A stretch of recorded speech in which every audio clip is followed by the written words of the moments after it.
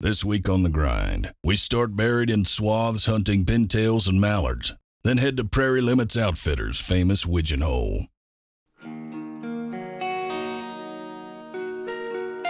I yearn for a place to call my own. I'm going home. Say what you will, I'll be better for it still. I've been wondering what you're doing with your time, just to get you off my mind. I'm in the grind. The Grind Waterfowl TV is brought to you by Dakota Decoy, premium gunning decoys for demanding hunters. Lucky Duck, masters of deception. Rio, official ammunition of The Grind. Share the experience. Mud Buddy, the king of mud motors. Excel, the boat to own. Cornerstone Gundog Academy, the world's most accessible online retriever training program. High Mountain Seasonings, handcrafted jerky, seasonings, and meat processing tools. Sitka Gear, turning clothing into gear. Alps Outdoors, exceed your expectations. Benelli, simply perfect. And these fine sponsors. This segment is brought to you by Mud Buddy and Excel Boats. For the past several years, the grind's gone down to Kansas and hunted with Ben at Big Kansas Outdoors. And earlier this year, Ben contacted me and he purchased some zones in Saskatchewan and started Prairie Limits Outfitters. Saskatchewan's one of our favorite places to come, and Ben was gracious enough to put up with the dog and pony show again. And here we are sitting in Saskatchewan, Canada, and it's just been a spectacular trip. Man, we got a great hide this morning. We're hunting a swath field, and it's funny if you see one where there's a pile of birds in. See all the swaths, and the swaths look black. That's because there's geese or ducks on them. And the farmers hate it because they cut this stuff and then they come and harvest it later, and these birds get in here and just destroy it. So they're always real anxious to let you on these fields to keep the birds out of them. So we've got a great hide going. We're setting up on putting the blinds right in a swath. And we're covering the blinds right now. We'll get the decoys out. We got a Canada and Mallard shoot. We're on day 2 in Saskatchewan with Ben Webster and Prairie Limits Outfitters. So tensions are high. We're ready to roll. Well, we have the new Alps Legend blinds we're using this year, and they took their zero gravity blind and made a few changes to it, or incorporated that into the Legend blind, and it's nice. You got a floor to it, good comfy seat. It's just a really nice overall blind, skinny the profile down a little bit. We're excited to use them this year. This is the job that everybody hates in the morning. When it comes time to covering blinds, you'll look out and boy, there's a lot of decoy setters. People hate covering blinds, but it is the most important step of every hunt. If you aren't hid, the birds will see you, and the decoy work is useless really. So take some extra time, cover these blinds the way they should be. If you're not hid, you're not going to kill, period. End of story.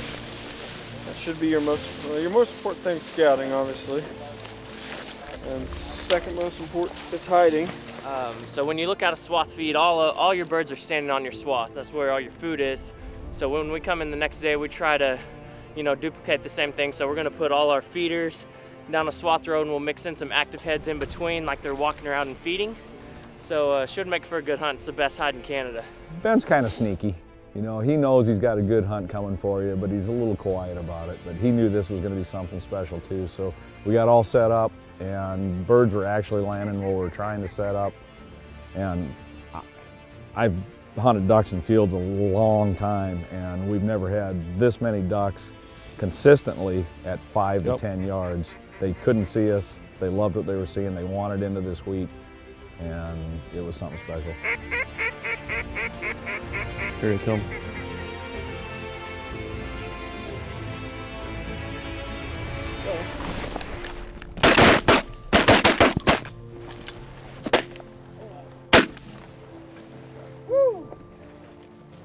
raining ducks. There we go. Ducks in the morning. Smell of gunpowder in the morning, Benny. We are in Saskatchewan with Ben Webster and Prairie Limits Outfitters. And we're in a wheat field this morning, cut wheat field swaths. We just had a first bunch of morning mallards. Life is good.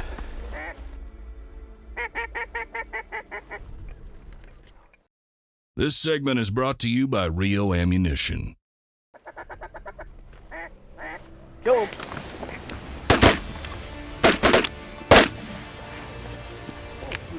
Good shooting. Oh, Nice. Look at the feathers. I told you. Told you. Okay. Oh, you got the tight one in? We were hunting a field with swaths of wheat, and the birds were coming at an angle towards us and kind of across us. And as they got closer to us, they would just bunch up. We'd sit up out of our layout blinds to shoot, and instead of splitting, they were still in a bunch and right on top of us, 5-10 yards right in your face.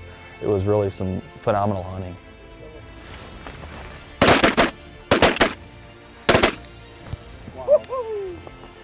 Oh man. You see them ball up right in the middle? Beautiful. They don't get much closer than that. If they do, you're using a dip net. Mm-hmm.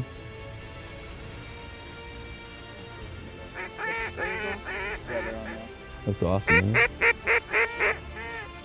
About to get dirty, though.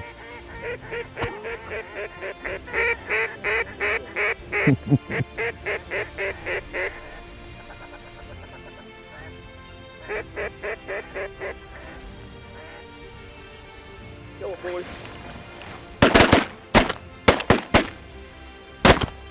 Not that one. Woo! That was pretty good. Well, that was an awesome flock. We had a, I don't know, water, probably 50 that worked us just perfectly. Guys were calling, had them right on top of us and knocked down a handful, 6, 7 of them that came in tight. And that's the way it should be every time. We love hunting swath fields because you want to talk about a hide. You just we pulled the wheat back and you can put layout blinds into the wheat. We had the New Alps Legacy blinds and you literally cover those things back up and they become invisible. At one point, we had one come in and land. We're pretty sure it might have hit his boot bag, but we aren't 100% certain. Crossing shots at 10 to 15 yards isn't exactly difficult shooting. Throw in our perfect hide and spread, and you couldn't have had them more centered up for easy pickings. Kill him.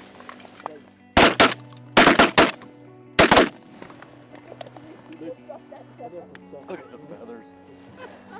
Huh? They doing it close? Yes. Too close. I forgot to change my choke tube. I've still got the Carlson long range in. Better put that mid range in. They are working in so close. It's so cool. They're almost landing on these swaths where we're sitting in. So Flock after flock following the same path, right to the spinners.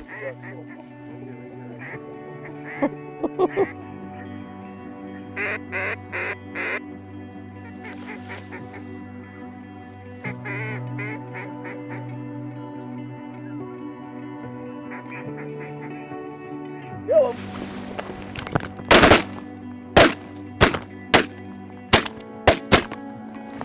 One of us hit that one. Right here.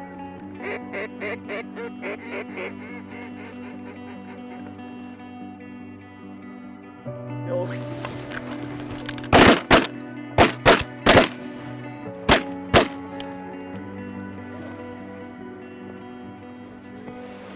it's hard not to shoot good when they're at 15 yards hovering. There we go.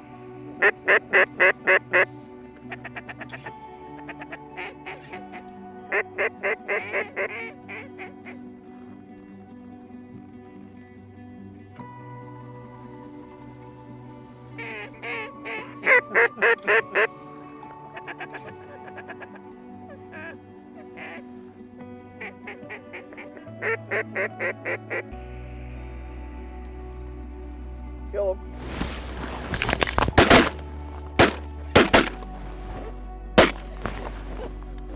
Ducks are doing it perfect. We're shooting them at 5-10 yards, 15 tops. Well, we've got ducks at 5 yards. Long range is coming out. Still had that long Mid range is going in. Hey guys, I'm Barton Ramsey, and this is a Cornerstone Gun Dog Academy training tip. And today I want to talk about how to correct your dog. We've talked about when to correct, when a dog fully understands what it's being asked and chooses to do something it's not being asked to do or do the opposite. How to correct is important as well. We don't want our corrections to be too stern.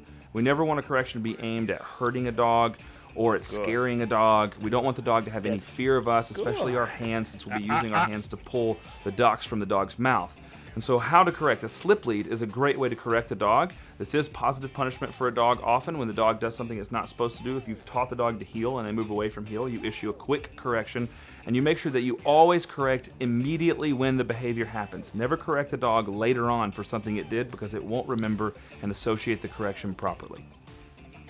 You get that?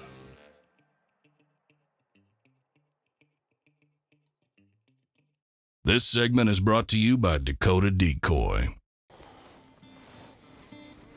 Oh, life is good, Bill. What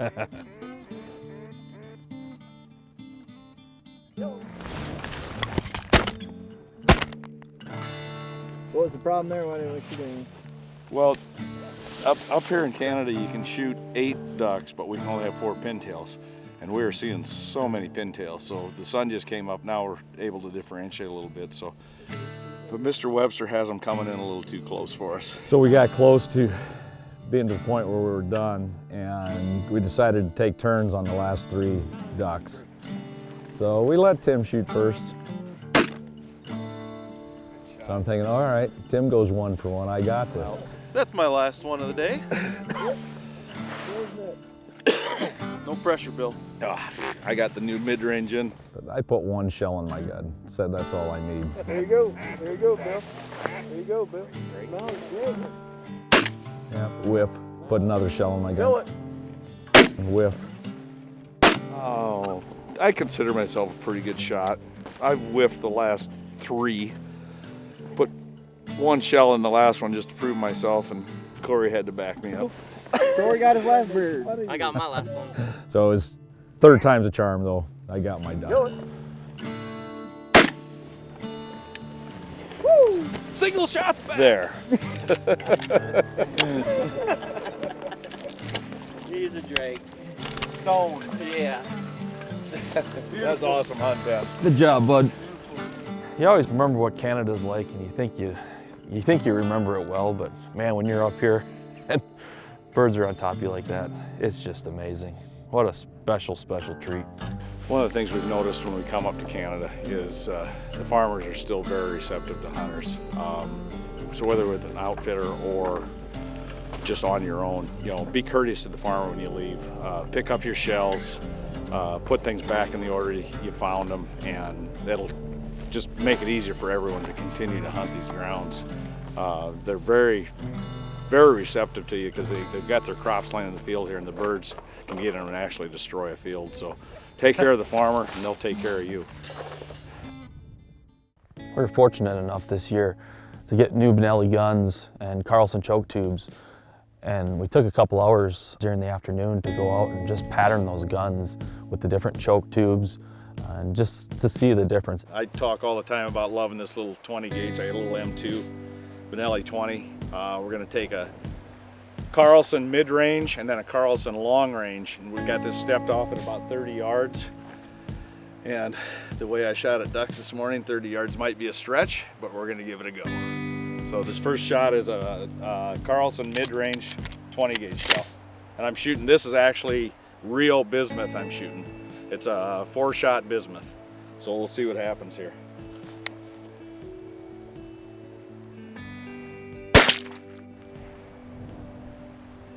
Looks to me like it might have powdered that sheetrock. We'll go take a peek. Oh, buckets. Come and look at this.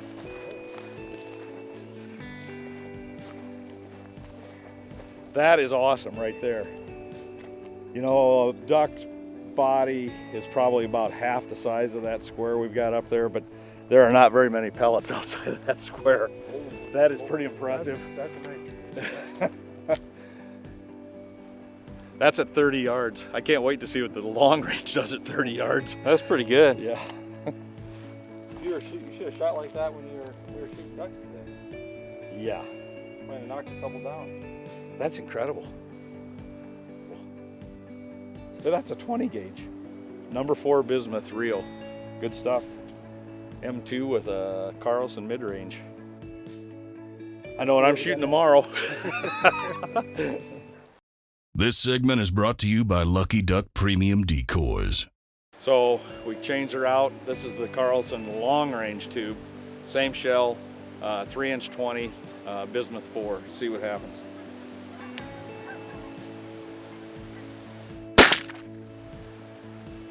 And there's a powder puff. Okay, now look at from here. So I did the same thing. I shot just over center, and obviously it's a tighter pattern because there was really no drop. I mean, I'm not up there yet, but most of my pellets are above center, and I was pointed just above center. So that looks pretty tight from here. Yeah. Holy cow. I'm a business. Wow. I don't know. It's good.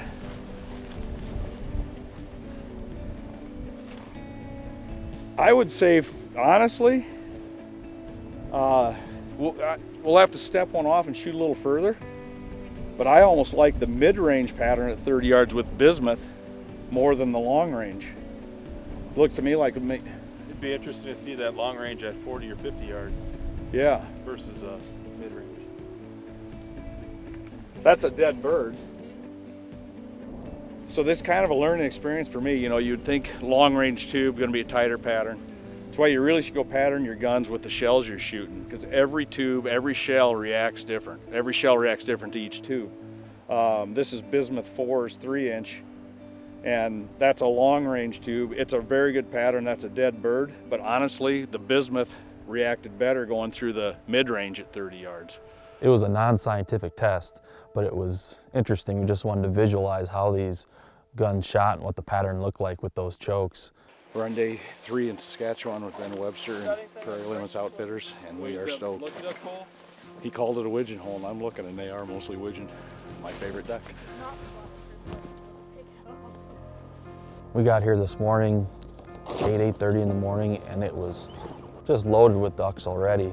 We knew it was going to be something like we hadn't seen before because they were bombing into it, they were leaving it, they were coming back to it. So if you get the chance to go to Ben's Wigeon Hole, go to Ben's Wigeon Hole.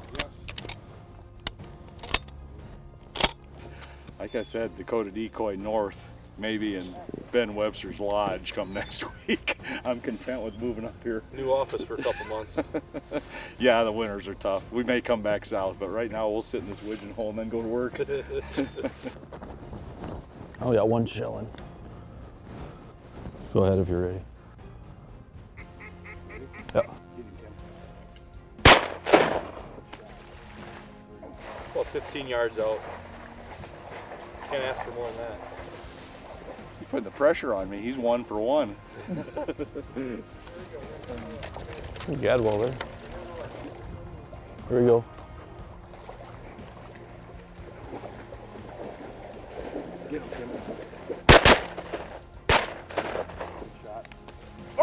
I'm having my office, my computer, they will be shipped up. I can have them air freighted. I can have them here, I think, by Tuesday.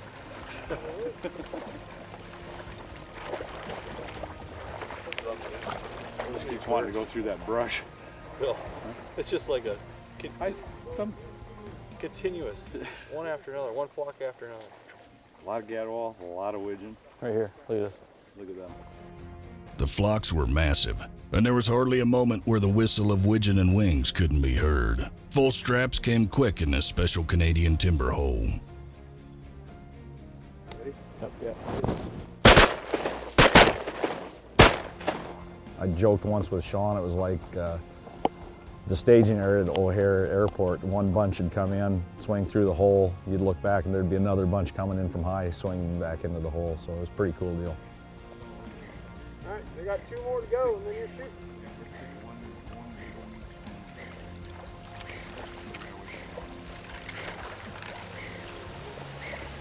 If you do come to Canada, here's a perfect example of things you can look forward to. I mean, it's just unbelievable.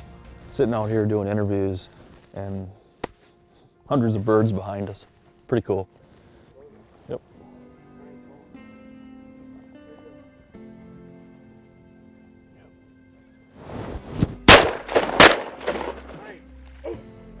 Good shooting, bro.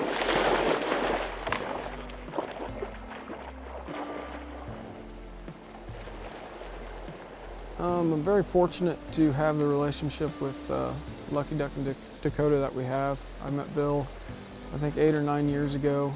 We started hunting together, started filming together, and when I told them about my new business venture up here, they were 100% on board, which was very special to me. That the confidence they have in my ability to get it done, especially with it being our first year up here, was really nice to hear, and we're really glad they came and were a part of our first year. And we've knocked the first year out of the park. We're ready for year 2.